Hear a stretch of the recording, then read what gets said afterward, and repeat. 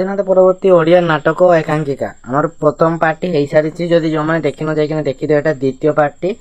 ଆଜି ଆମେ ଯେଉଁଠୁ ଛାଡ଼ିଥିଲେ 50 ନମ୍ବର ପାଖରୁ ଆମେ ଡିସ୍କସ୍ କରିବା, ଠିକ୍ ଅଛି। ଯଦି ଫାର୍ଷ୍ଟ ପାର୍ଟି ଦେଖି ନାହୁଁ ତ ଯାଇକିନା ଦେଖିଦିଅ ଭିଡ଼ିଓ। ନାଟକର ଆଶ୍ୱିନୀ କୁମାର ଘୋଷଙ୍କର 5 ଗୋଟି ନାଟକର ନାମ ଲେଖ। ନାଟକର ଆଶ୍ୱିନୀ କୁମାର ଘୋଷଙ୍କର 5 ଗୋଟି ନାଟକର ନାମ ହେଉଛି ଗୋବିନ୍ଦ ବିଦ୍ୟାଧର, ଆଉ ଗୋଟେ କଳାପାହାଡ଼, ଶ୍ରୀମନ୍ଦିର, ବନ୍ଧୁ ମହାନ୍ତି ଓ ସାକ୍ଷୀ ଗୋପାଳ। ନାଟକର ଆଶ୍ୱିନୀ କୁମାର ଘୋଷଙ୍କର 5 ଗୋଟି ସାମାଜିକ ନାଟକର ନାମ ଲେଖ। ନା ନାଟକର ଆଶ୍ୱିନୀ କୁମାର ଘୋଷଙ୍କର 5 ଗୋଟି ସାମାଜିକ ନାଟକର ନାମ ହେଉଛି ସାମାଜିକ ନାଟକ ହେଉଛି ମାଷ୍ଟର ବାବୁ, ଶ୍ରୀ ଲୋକନାଥ, ତାପରେ ହିନ୍ଦୁର ମଣି, ଚଷା ଝିଅ, ଆଉ ଗୋଟେ ଦେଖେ ସୁଖେ।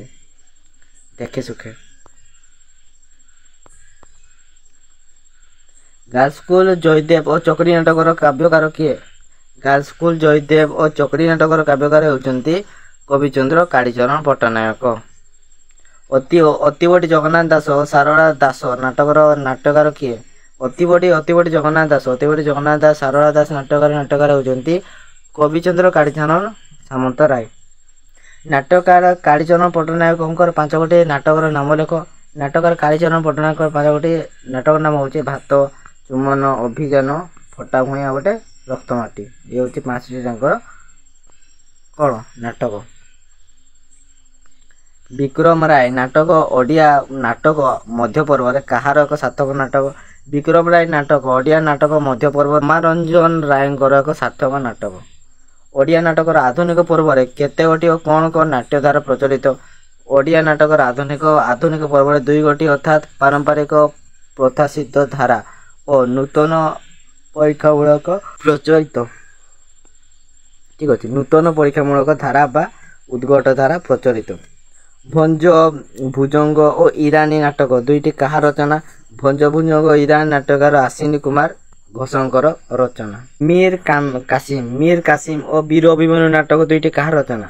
ନା ମୀର କାସିମ ଓ ବୀର ଅଭିମନ୍ୟୁ ନାଟକର କାର୍ତ୍ତିକ କୁମାର ଘୋଷଙ୍କର ରଚନା। ଘର ସଂସାର ନାଟକର କିଏ? ଘର ସଂସାର ନାଟକର ହେଉଛନ୍ତି ରାମଚନ୍ଦ୍ର ମିଶ୍ର। ପରକଲମ ଓ ମଲାଜନ ନାଟକ 2ଟିର ନାଟକର କିଏ? ନା ପରକଲମ ଓ ମଲାଜନ ନାଟକ 2ଟିର ନାଟକର ହେଉଛନ୍ତି ଗୋପାଳ ଛୋଟରାୟ।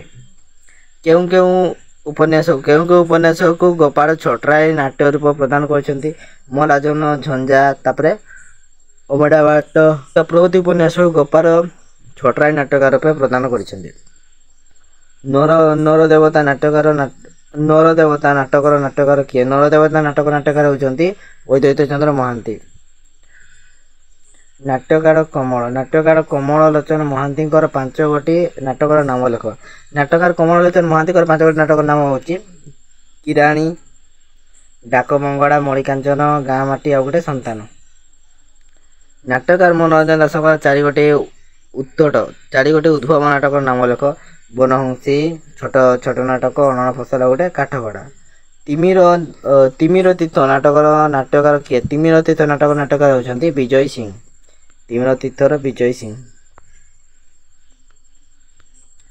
ବିଷ ପିୟୁଷ ଓ ବନ୍ଦିତା 2ଟି ନାଟକର କିଏ? ବିଷ ପିୟୁଷ ଓ ବନ୍ଦିତା 2ଟି ନାଟକର ହେଉଛନ୍ତି ବଳରାମ ମିଶ୍ର। ଐତିହାସିକ ନାଟକ ଚନ୍ଦ୍ରଗୁପ୍ତର ନାଟକର କିଏ? ଐତିହାସିକ ନାଟକ ଚନ୍ଦ୍ରଗୁପ୍ତର ନାଟକ ହେଉଛନ୍ତି ବାଳକୃଷ୍ଣ କର। ନାଟ୍ୟକାର ରମେଶ ପାଣିଗ୍ରାହୀଙ୍କର 5 ଗୋଟି ନାଟକର ନାମ ଲେଖ। ନାଟକକାର ରମେଶ ପାଣିଗ୍ରାହୀଙ୍କର 5 ଗୋଟି ନାଟକର ନାମ ହେଉଛି ମୁଁ ଆମ୍ଭେମାନେ। ମହାପୁରୁଷଙ୍କର ଜନ୍ମ ମୃତ୍ୟୁ ସମ୍ପର୍କରେ। ଗୁଣ୍ଡା, ଧୃତରାଷ୍ଟ୍ରର ଆଖି, କମଳପୁର ଡାକଘର। ଅଥବା ଅନ୍ଧାର ଓ 2ଟି ବୃତ୍ତରେ 8ଟି ଫୁଲ ନାଟକ 2ଟିର ନାଟକର କିଏ? ଅଥବା ଅନ୍ଧାର 2ଟି ବୃତ୍ତରେ 8ଟି ଫୁଲ ନାଟକ 2ଟିର ନାଟକର ହେଉଛନ୍ତି ଯଦୁନାଥ ଦାସ ମହାପାତ୍ର। ପ୍ରତାପଗଡ଼ରେ 2 ଦିନ ନାଟକ କାହାର ରଚନା? ପ୍ରତାପଗଡ଼ରେ 2 ଦିନ ନାଟକର ହେଉଛନ୍ତି ବିଶ୍ୱଜିତ ଦାସ। ନାଟ୍ୟକାର ଭୁବନେଶ୍ୱର ମହାପାତ୍ରଙ୍କର ଦ୍ୱାରା ରଚିତ 3 ଗୋଟି ନାଟକର ନାମ ଉଲ୍ଲେଖ କର। ନା ଜମାନବନ୍ଦୀ, କାଚକାଞ୍ଚନ ଓ ଘର କଣନି। ନାଟ୍ୟକାର ଭୁବନେଶ୍ୱର ମହାପାତ୍ରଙ୍କର ସର୍ବୋତ୍କୃଷ୍ଟ ସାମାଜିକ ନାଟକ 2ଟିର ନାମ କ'ଣ? ନାଟ୍ୟକାର ଭୁବନେଶ୍ୱର ମହାପାତ୍ରଙ୍କର ସର୍ବୋତ୍କୃଷ୍ଟ ସାମାଜିକ ନାଟକ 2ଟିର ହେଉଛି ବାଟବରଣ ଓ ବଡ଼ୁଆ ଝିଅ। ବଜ୍ର କବାଟ ଓ ବେଗମ ଗୋଟି ନାଟକ 2ଟିର ନାଟକକାର କିଏ? ବଜ୍ର କବାଟ ବେଗମ କୋଠି ବଜ୍ର କବାଟ ବେଗମ କୋଠି ନାଟକ ଦୁଇଟି ନାଟକରେ ହେଉଛନ୍ତି ସୁରେନ ମହାନ୍ତି। ନାଟ୍ୟଶ୍ରୀ ଉପାଧିରେ କେଉଁ ନାଟ୍ୟକାର ଭୂଷିତ ହୋଇଥିଲେ? ଆଧୁନିକ ନାଟ୍ୟକାର ରଘୁନାଥ ମିଶ୍ର ନାଟ୍ୟଶ୍ରୀ ଉପାଧିରେ ଭୂଷିତ ହୋଇଥିଲେ।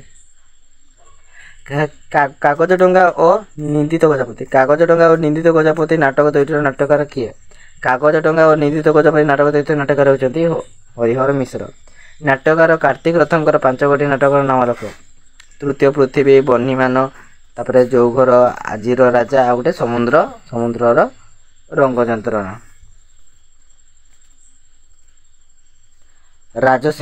ରାଜହଂସ ପୁନଶ୍ଚ ପୃଥିବୀ ନାଟକ ଦୁଇଟିର ନାଟକକାର କିଏ? ରାଜହଂସ ଓ ପୁନଶ୍ଚ ପୃଥିବୀ ନାଟକ ଦୁଇଟିର ନାଟକକାର ହେଉଛନ୍ତି ଡକ୍ଟର ରତ୍ନାକର ଚଇନି।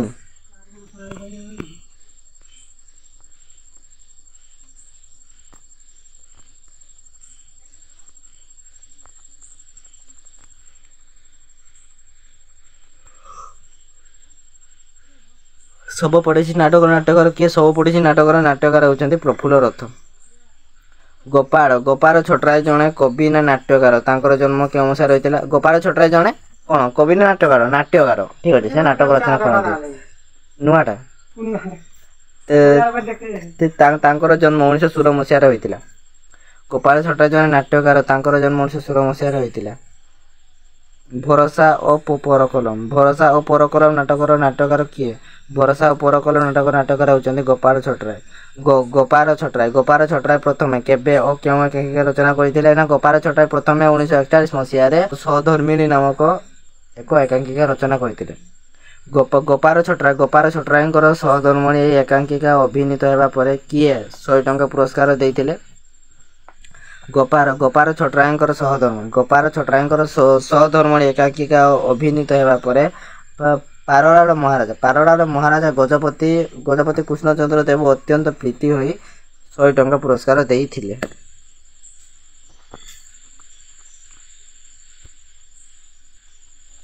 ପ୍ରଥମେ କେଉଁ ନାଟକକୁ ଓଡ଼ିଆରେ ରୂପାନ୍ତରିତ କରି ଗୋପାଳ ଛୋଟରାୟ ଭାରତୀ ପେଣ୍ଡାଲରେ ଅଭିନୀତ କରିଥିଲେ?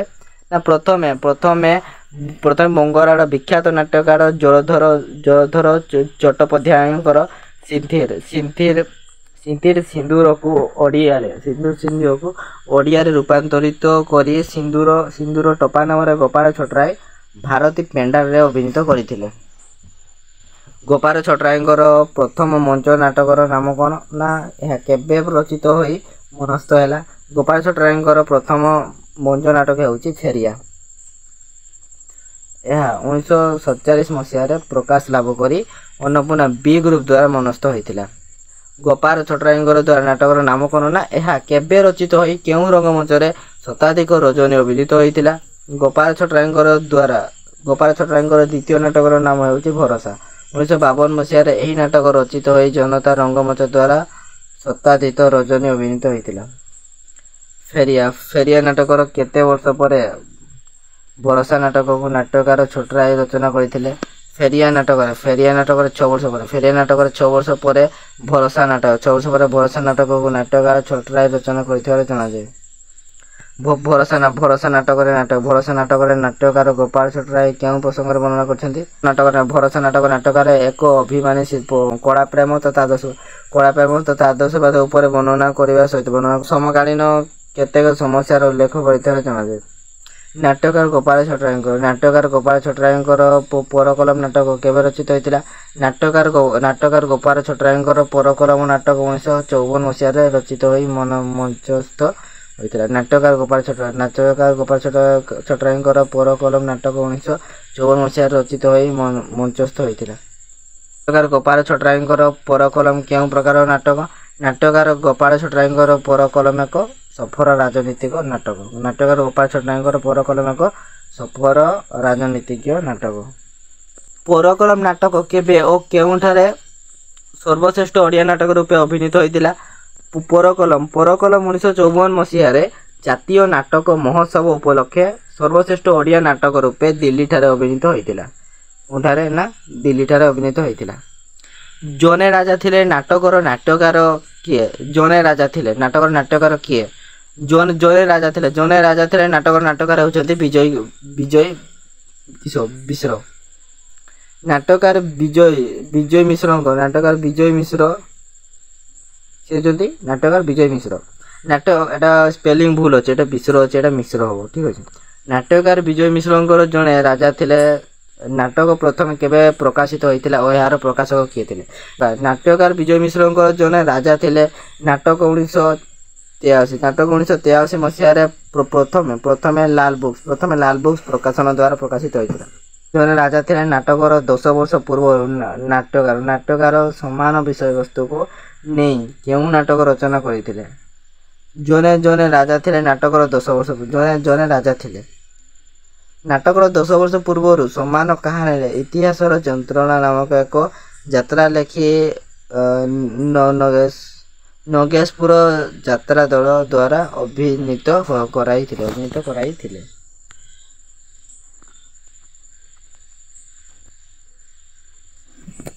ଇତିହାସର ଯନ୍ତ୍ରଣା ଜଣେ ରାଜା ଥିଲେ। ନାଟକ ଦ୍ୱୟ ସମ୍ପର୍କରେ ନାଟ୍ୟକାର କ'ଣ କହିଛନ୍ତି ନା ଇତିହାସ ଯନ୍ତ୍ରଣା ଓ ଜଣେ ରାଜା ଥିଲେ। ନାଟକ ଦ୍ୱୟ ସମ୍ପର୍କରେ ନାଟକକାର କୁହନ୍ତି ଦୁଇଟି ଯାକ ନାଟକର ବକ୍ତବ୍ୟ ପ୍ରାୟ ସମାନ। କେବଳ ଯାତ୍ରା ମଞ୍ଚରୁ ଉଠି ଆସିଲା ବେଳେ ତାର ପୋଷାକ ଓ ପରିପାଟିରେ କିଛିଟା ପରିବର୍ତ୍ତନ ହୋଇଛି, କିନ୍ତୁ ଦୁଇଟି ଯାକ ନାଟକରେ ରାଜାମାନେ ପ୍ରାୟ ସମାନ।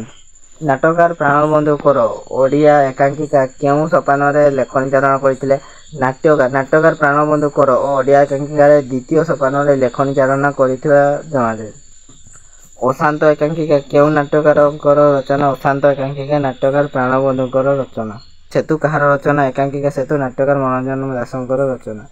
ନାଟ୍ୟକାର ମନୋରଞ୍ଜନ କେବେ ଓ କେଉଁଠି ଜନ୍ମଗ୍ରହଣ କରିଥିଲେ? ନାଟ୍ୟକାର ମନୋରଞ୍ଜନ କଟକ ଜିଲ୍ଲା ପାଟଣାଠାରେ 1923 ମସିହାରେ ଜନ୍ମଗ୍ରହଣ କରିଥିଲେ।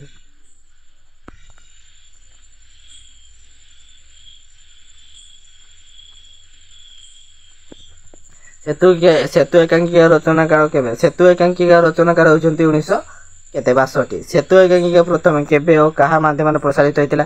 ସେତୁ ଏକାଙ୍କିକା ପ୍ରଥମେ ଆକାଶବାଣୀ ଦ୍ୱାରା 19/4/1962ରେ ପ୍ରକାଶିତ ହୋଇଥିଲା। ନାଟ୍ୟକାର ଡକ୍ଟର ରତ୍ନାକର ଚଇନି କେବେ ଓ କେଉଁ ଗ୍ରାମରେ ଜନ୍ମଗ୍ରହଣ କରିଥିଲେ? ନାଟ୍ୟକାର ଡକ୍ଟର ରତ୍ନାକର ଚଇନି କଟକ ଜିଲ୍ଲାର ଆଗେଇ ଗ୍ରାମରେ 1945 ମସିହାରେ ଜନ୍ମଗ୍ରହଣ କରିଥିଲେ। ନାଟ୍ୟକାର ଡକ୍ଟର ରତ୍ନାକର ଚଇନି କଟକ ଜିଲ୍ଲାର ଆଗେଇ ଗ୍ରାମରେ 1954 ମସିହାରେ ଜନ୍ମଗ୍ରହଣ କରିଥିଲେ। ନାଟକକାର ଡକ୍ଟର ରତ୍ନାକର ଚଇନିଙ୍କର ପ୍ରଥମ ଏକାଙ୍କିକା ସଂକଳନ ନାମ କ'ଣ? ଏହା କେବେ ପ୍ରକାଶିତ ହୋଇଥିଲା?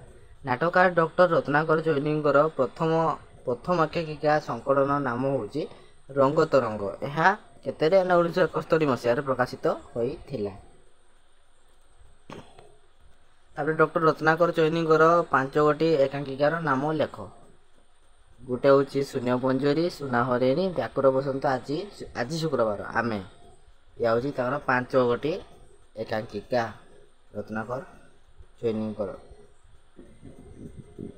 ଭଞ୍ଜକିଶୋର ପଟ୍ଟନାୟକଙ୍କର 5ଗୋଟି ନାଟକର ନାମ ଲେଖ। ବେନାମୀ, ହଜର, ତୋଫାନ, ଅଶୋକ ସ୍ତମ୍ଭ, ମୌଳିକ ଆଦି ତାଙ୍କର 5ଗୋଟି ନାଟକର ନାମ। ଘର ସଂସାର ନାଟକ କାହାର ରଚନା? ଘର ସଂସାର ନାଟକ ନାଟକ ରାମଚନ୍ଦ୍ର ମିଶ୍ରଙ୍କର ରଚନା। ରାମଚନ୍ଦ୍ର ମିଶ୍ରଙ୍କର ଘର ସଂସାର ନାଟକରେ କେଉଁ ଚିତ୍ର ଅଙ୍କିତ ହୋଇଛି? ନାଟ୍ୟକାର ରାମଚନ୍ଦ୍ର ମିଶ୍ରଙ୍କର ଘର ସଂସାର ନାଟ୍ୟରେ ଗାନ୍ଧୀବାଦୀ ଆଦର୍ଶର ସଂଘର୍ଷପୂର୍ଣ୍ଣ ଚିତ୍ର ଅଙ୍କିତ ହୋଇଛି। ନାଟ୍ୟକାର ମନୋରଞ୍ଜନ ଦାସ କେଉଁ ଗ୍ରନ୍ଥ ପାଇଁ ଓ କେବେ କେନ୍ଦ୍ର ସାହିତ୍ୟ ଏକାଡେମୀ ପୁରସ୍କାର ଲାଭ କରିଥିଲେ? ନାଟ୍ୟକାର ମନୋରଞ୍ଜନ ଦାସ 1931 ମସିହାରେ ଅରଣ୍ୟ ଫସଲ ନାଟକ ପାଇଁ କେନ୍ଦ୍ର ସାହିତ୍ୟ ଏକାଡେମୀ ପୁରସ୍କାର ପାଇଥିଲେ। ନାଟ୍ୟକାର ମନୋରଞ୍ଜନ ଦାସ କେଉଁ ନାଟକ ଗ୍ରନ୍ଥ ପାଇଁ ଓଡ଼ିଶା ସାହିତ୍ୟ ଏକାଡେମୀ ପୁରସ୍କାର ପାଇଥିଲେ? ଏଇଟା ଦେଖ, ଏଟା ଅଲଗା ଏଟା କିଛି ପିଲା କନଫ୍ୟୁଜ୍ ହେଇଯାନ୍ତି। ଗୋଟେ କେନ୍ଦ୍ର ସାହିତ୍ୟ ଏକାଡେମୀ ଆଉ ଗୋଟେ ଓଡ଼ିଶା ସାହିତ୍ୟ ଏକାଡେମୀ ପୁରସ୍କାର। ଏଟା ଦେଖ ଭଲସେ, ଏଟା ପାଇଁ ବହୁତ ପିଲା କନଫ୍ୟୁଜ୍ ହେଇଯାନ୍ତି, ତ ଏଇଟା ଜାଗାରେ ଏଇଟା ଲେଖିଦିଅନ୍ତି, ଠିକ୍ ଅଛି। ଛୋଟ ନାଟକ ପାଇଁ ନାଟ୍ୟକାର ମନୋରଞ୍ଜନ ଦାସ ଓଡ଼ିଶା ସାହିତ୍ୟ ଏକାଡେମୀ ପୁରସ୍କାର ଲାଭ କରିଥିଲେ। ନାଟକକାର ଯଦୁନାଥ ଦାସ ମହାପାତ୍ରଙ୍କର 4ଗୋଟି ନାଟକର ନାମ ଲେଖ। ଯଦୁନାଥ ମହାପାତ୍ରଙ୍କର 4ଗୋଟି ନାଟକର ନାମ ହେଉଛି ଭୁଲି ହୁଏନା, ସଂଗ୍ରାମ, ସୂର୍ଯ୍ୟ ମନ୍ଦିର ଆଉ ଗୋଟେ ଅଥବା ମନ୍ଦିର। ଏହି 4ଟି ହେଉଛି ତାଙ୍କର ଯଦୁନାଥଙ୍କର ନାଟକ।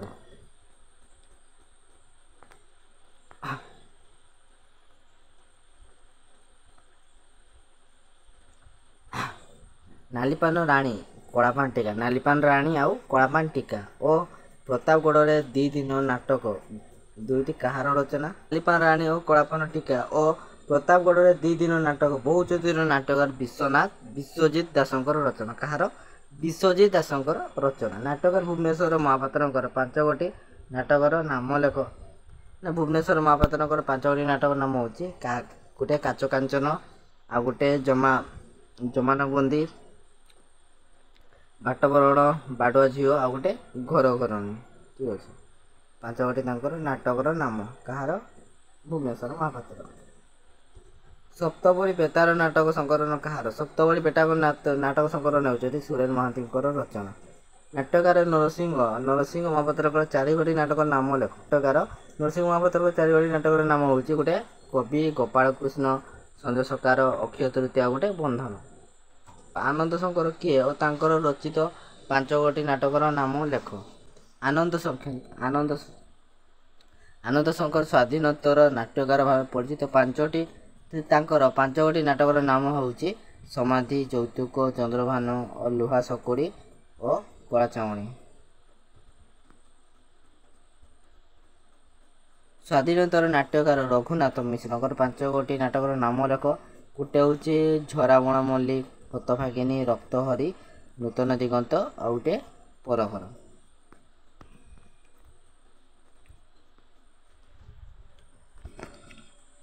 ନାଟ୍ୟକାର ଶରଦା ପ୍ରସନ୍ନ ନାଟକଙ୍କର 5 ଗୋଟି ନାଟକର ନାମ ଲେଖ। ଗୋଟେ ସୁନାମାଟି, ଶଙ୍ଖାଳି, ପ୍ରତିଶୋଧ, ପତ୍ନୀ ଲକ୍ଷ୍ମୀ। এই 5 ଗୋଟି ତାଙ୍କର ନାଟକ। କାହାର? ନା ସାରଳା ପ୍ରସନ୍ନ ନାୟକ। ପାଚେରୀ ଆଦିବାସୀ ନାଟକ କାହାର ରଚନା? ଉଠା ପାଚେରୀ ଆଦିବାସୀ ନାଟକ 2ଟି ନାଟକକାର ହେଉଛନ୍ତି ଧନେଶ୍ୱର ମହାନ୍ତି।